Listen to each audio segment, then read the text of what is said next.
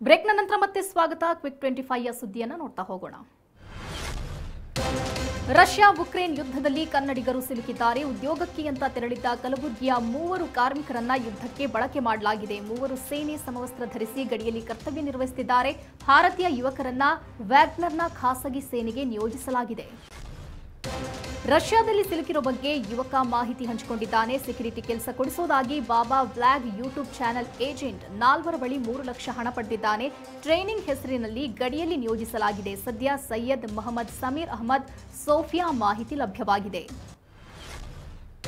ಉದ್ಯೋಗಕ್ಕಾಗಿ ತೆರಳಿದ್ದ ಯುವಕರನ್ನ ರಷ್ಯಾ ಯುದ್ಧಕ್ಕೆ ಬಳಸಿಕೊಂಡಿದೆ ಎಂದು ಸಂಸದ ಅಸಾದುದ್ದೀನ್ ಓವೈಸಿ ಆರೋಪಿಸಿದ್ದಾರೆ. ಡಿಸೆಂಬರ್ನಲ್ಲಿ ಕರ್ನಾಟಕ ಸೇರಿದಂತೆ 12 ಯುವಕರು ಭದ್ರತಾ ಸಿಬ್ಬಂದಿ ಕೆಲಸಕ್ಕೆಂದು ತೆರಳಿದ್ರು. ನನ್ನ ಮಗನಿಗೆ ಏಜೆಂಟ್ಗಳು ಮೋಸ ಮಾಡಿದ್ದಾರೆ ಅಂತ ಉಕ್ರೇನ್ನಲ್ಲಿ ಸಿಲುಕಿದ ಯುವಕನ ತಂದೆ ಮಾಹಿತಿ ನೀಡಿದ್ದಾರೆ. ನಮ್ಮ ಯುವಕರು 2023 ಡಿಸೆಂಬರ್ 5ರಂದು ರಷ್ಯಾಗೆ ತೆರಳಿದ್ರು. ಭಾರತದ ಅನೇಕ ಜನರಿಗೆ ಮೋಸ ಮಾಡಲಾಗಿದೆ. ನನ್ನ ಮಗ ಸಂಕಷ್ಟದಲ್ಲಿದ್ದಾನೆ ಎಂದು ಅಳಲು ತೋಡ್ಕೊಂಡ್ರು. ಎಂಪಿ ಚುನಾವಣೆಗೆ ಬಿಜೆಪಿ ಜೆಡಿಎಸ್ ಟಿಕೆಟ್ ಹಂಚಿಕೆ ಬಹುತೇಕ ಅಂತಿಮಗೊಂಡಿದ್ದು, ಜೆಡಿಎಸ್ಗೆ ಹಾಸನ, ಮಂಡ್ಯ, ಕೋಲಾರ ಕ್ಷೇತ್ರ ನೀಡಲು ನಿರ್ಧಾರವಾಗಿದೆ. ಮಂಡ್ಯ ಹಾಸನ ಲೋಕಸಭಾ ಮೈತ್ರಿ ಗೊಂದಲಕ್ಕೆ ಬಹುತೇಕ ತೆರೆ ಬಿದ್ದಿದ್ದು, ಮುಂದಿನ ಸಭೆಯಲ್ಲಿ ಕ್ಷೇತ್ರ ಹಂಚಿಕೆ ಬಗ್ಗೆ ಅಧಿಕೃತ ಘೋಷಣೆ ಮಾಡುವ ಸಾಧ್ಯತೆ ಇದೆ. ಶಾಸಕ ದರ್ಶನ್ ಧ್ರುವ ನಾರಾಯಣ್ಗೆ ಚಾಮರಾಜನಗರ ಟಿಕೆಟ್ ನೀಡಲು ಕಾಂಗ್ರೆಸ್ ಚಿಂತನೆ ನಡೆಸಿದೆ. ಆದರೆ ದರ್ಶನ್ ಮಾತ್ರ ಈ ನಿರ್ಧಾರಕ್ಕೆ ಇನ್ನೂ ಒಪ್ಪಿಗೆ ಸೂಚಿಸಿಲ್ಲ ಅಂತ ಹೇಳಲಾಗ್ತಿದೆ. ರಾಜ್ಯ ಸರ್ಕಾರ ಹಿಂದೂ ವಿರೋಧಿ ನೀತಿ ಅನುಸರಿಸ್ತಾ ಇದೆ ಅಂತ ವಿಜಯೇಂದ್ರ ಟ್ವೀಟ್ ಮಾಡಿದ್ದಾರೆ. ಸರ್ಕಾರದ ಬೊಕ್ಕಸ ತುಂಬಿಸಿಕೊಳ್ಳಲು ದೇಗುಲಗಳ ಆದಾಯ ಬಳಸಿಕೊಳ್ಳಲಾಗ್ತಾ ಇದೆ. ದೇವಾಲಯಗಳ ಆದಾಯದ ಮೇಲೂ ಕೂಡ ವಕ್ರದೃಷ್ಟಿ ಬೀರಿದೆ ಅಂತ ಆರೋಪಿಸಿದ್ದಾರೆ.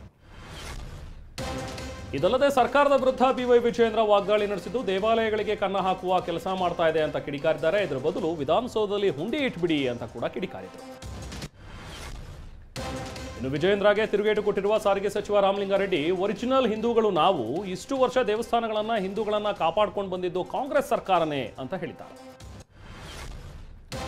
ಮಾರ್ಚ್ 3ರ ಬಳಿಕ ಲೋಕಸಭಾ ಚುನಾವಣಾ ದಿನಾಂಕ ಘೋಷಣೆಯಾಗುವ ಸಾಧ್ಯತೆ ಇದೆ. ಮಾರ್ಚ್ 3ರಂದು ದೆಹಲಿಯಲ್ಲಿ ಕೇಂದ್ರ ಮಂತ್ರಿ ಪರಿಷತ್ ಸಭೆ ನಡೆಯಲಿದೆ. ಮೋದಿ ಸಭೆಯಲ್ಲಿ ಭಾಗಿಯಾಗಲಿರುವ ಎಲ್ಲಾ ಕೇಂದ್ರ ಸಚಿವರು ಇದರಲ್ಲಿ ಭಾಗವಹಿಸುತ್ತಾರೆ. ಕಾಂಗ್ರೆಸ್ ಅಭ್ಯರ್ಥಿ ಘೋಷಣೆಗೂ ಮುನ್ನವೇ ಮಂಡ್ಯ ಕ್ಷೇತ್ರದಲ್ಲಿ ಪ್ರಚಾರ ಆರಂಭವಾಗಿದೆ. ಉದ್ಯಮಿ ಸ್ಟಾರ್ ಚಂದ್ರು ಪರ ಶಾಸಕ ಗಣಿಗ ರವಿಕುಮಾರ್ ಪ್ರಚಾರ ನಡೆಸಿದ್ದಾರೆ.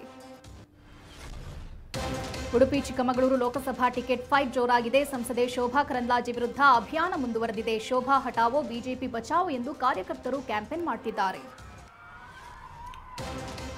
ಬಜೆಟ್ ಭಾಷಣದಲ್ಲಿ ಬರದ ಬಗ್ಗೆ ಸರ್ಕಾರ ಉಲ್ಲೇಖವೇ ಮಾಡಿಲ್ಲ ಅಂತ ಬಿಜೆಪಿ ರಾಜ್ಯಾಧ್ಯಕ್ಷ ವಿಜಯೇಂದ್ರ ಕಿಡಿಕಾರಿದ್ದಾರೆ. ಬೆಂಗಳೂರು ಸೇರಿ ಹಲವೆಡೆ ಕುಡಿಯುವ ನೀರಿಗಾಗಿ ಹಾಹಾಕಾರ ಇದೆ. ರಾಜ್ಯದಲ್ಲಿ ಅಭಿವೃದ್ಧಿ ಅನ್ನೋದು ಮರೀಚಿಕೆಯಾಗಿದೆ ಎಂದು ವಾಗ್ದಾಳಿ ನಡೆಸಿದರು. ಕಾಂಗ್ರೆಸ್ನ ಒಕ್ಕಲಿಗ ನಾಯಕರ ಸಭೆಯಲ್ಲಿ 20 ಕ್ಷೇತ್ರಗಳನ್ನು ಗೆಲ್ಲುವ ಕುರಿತು ಚರ್ಚೆಯಾಗಿದೆ. ಒಕ್ಕಲಿಗ ಸಮುದಾಯದ ಮನ ಗೆಲ್ಲುವಂತೆ ಸಿಎಂ ಡಿಸಿಎಂ ಸೂಚನೆ ಕೊಟ್ಟಿದ್ದಾರೆ. ರೈತರ ಹಿತರಕ್ಷಣೆಗೆ ನಮ್ಮ ಸರ್ಕಾರ ಬದ್ಧವಿದೆ ಎಂದು ಪ್ರಧಾನಿ ಮೋದಿ ಹೇಳಿದ್ದಾರೆ. ಕಬ್ಬು ಬೆಳೆಗಾರರ ಪರ ಐತಿಹಾಸಿಕ ನಿರ್ಧಾರ ಕೈಗೊಂಡಿದ್ದೇವೆ. ರೈತರ ಸಮಸ್ಯೆಗಳ ಬಗ್ಗೆ ಚರ್ಚಿಸಿ ಸೂಕ್ತ ಪರಿಹಾರ ಕಂಡುಕೊಳ್ಳಬೇಕಿದೆ ಅಂತ ಮೋದಿ ಹೇಳಿದರು. ಬೆಂಗಳೂರಿನ ಪರಪ್ಪನ ಅಗ್ರಹಾರ ಜೈಲಿನಲ್ಲಿ ರೌಡಿ ಶೀಟರ್ ಶಿವನ್ ಮೇಲೆ ಹಲ್ಲೆ ಮಾಡಲಾಗಿದೆ. ಕಾರಾಗೃಹದಲ್ಲಿ ವಿವೇಕನಗರದ ಸುನೀಲ್ ಮತ್ತು ಗ್ಯಾಂಗ್ ಶಿವನ್ ಮೇಲೆ ಅಟ್ಯಾಕ್ ಮಾಡಿದೆ. ಬೆಂಗಳೂರಿನಲ್ಲಿ ವೃದ್ಧ ದಂಪತಿ ನೇಣು ಬಿಗಿದುಕೊಂಡು ಆತ್ಮಹತ್ಯೆ ಮಾಡಿಕೊಂಡಿದ್ದಾರೆ. ಚನ್ನಮ್ಮನಕೆರೆ ಅಚ್ಚುಕಟ್ಟು ಪೊಲೀಸ್ ಠಾಣಾ ವ್ಯಾಪ್ತಿಯಲ್ಲಿ ಈ ಘಟನೆ ನಡೆದಿದೆ. ಮೆಸ್ಕಾಂ ನಿರ್ಲಕ್ಷ್ಯಕ್ಕೆ 6 ಎಕರೆ ಕಾಫಿ ತೋಟ ಸುಟ್ಟು ಭಸ್ಮವಾಗಿದೆ. ಚಿಕ್ಕಮಗಳೂರು ಜಿಲ್ಲೆಯ ಬಿಗ್ಗನಹಳ್ಳಿ ಗ್ರಾಮದಲ್ಲಿ ಈ ದುರ್ಘಟನೆ ಸಂಭವಿಸಿದೆ.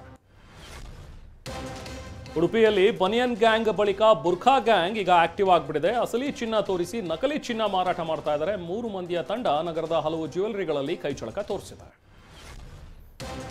ಹಲವು ಅಡೆತಡೆ ನಡುವೆ ಗೌರಿ ನಾಯ್ಕ್ ಬಾವಿ ತೋಡುವ ಕೆಲಸ ಮುಂದುವರೆಸಿದ್ದಾರೆ. ಉತ್ತರ ಕನ್ನಡ ಜಿಲ್ಲೆ ಶಿರ್ಸಿಯ ಗಣೇಶ್ ನಗರದಲ್ಲಿ ಅಂಗನವಾಡಿ ಮಕ್ಕಳಿಗಾಗಿ ಗೌರಿ ಬಾವಿ ತೋಡುತ್ತಿದ್ದಾರೆ. ಬಾವಿ ತೋಡಲು ತಡೆ ಒಡ್ಡಿದ್ದ ಜಿಲ್ಲಾಡಳಿತ ವಿರುದ್ಧ ಗೌರಿ ಪ್ರತಿಭಟನೆ ಮುಂದುವರೆಸಿದ್ರು. ಬಾವಿ ತೋಡ್ತಿರುವ ಗೌರಿ ಅವರಿಗೆ ಸಂಸದ ಅನಂತ್ ಕುಮಾರ್ ಹೆಗ್ಡೆ ಸಹಾಯ ಹಸ್ತ ಚಾಚಿದ್ದಾರೆ. ಬಾವಿ ತೋಡುವ ಸಂಪೂರ್ಣ ವೆಚ್ಚವನ್ನ ವಹಿಸಿಕೊಂಡಿದ್ದಾರೆ. ತುಮಕೂರು ಪೌರ ಕಾರ್ಮಿಕರೊಂದಿಗೆ ಪಾಲಿಕೆ ಆಯುಕ್ತೆ ಕಾಟೇರ ಸಿನಿಮಾ ವೀಕ್ಷಿಸಿದ್ದಾರೆ. ಬಿವಿ ಅಶ್ವಿಜಾರ ನಡೆಗೆ ಸಾರ್ವಜನಿಕರು ಮೆಚ್ಚುಗೆ ವ್ಯಕ್ತಪಡಿಸಿದ್ದಾರೆ. ನಿರುದ್ಯೋಗ ವಿರುದ್ಧ ಕಾಂಗ್ರೆಸ್ ಪ್ರತಿಭಟನೆ ನಡೆಸುವ ವೇಳೆ ಭಾರೀ ನೂಕಾಟ ತಳ್ಳಾಟ ನಡೆದಿದೆ. ಆಂಧ್ರಪ್ರದೇಶದ ವಿಜಯವಾಡದಲ್ಲಿ ನಡೆದ ಘಟನೆ ಇದು. ಯುವಕರಿಗೆ ಉದ್ಯೋಗ ಅವಕಾಶ ಕಲ್ಪಿಸಿಕೊಡುವಂತೆ ಕಾಂಗ್ರೆಸ್ ಚಲೋ ಸೆಕ್ರೆಟರಿಯೇಟ್ ಪ್ರತಿಭಟನೆ ಹಮ್ಮಿಕೊಂಡಿತ್ತು.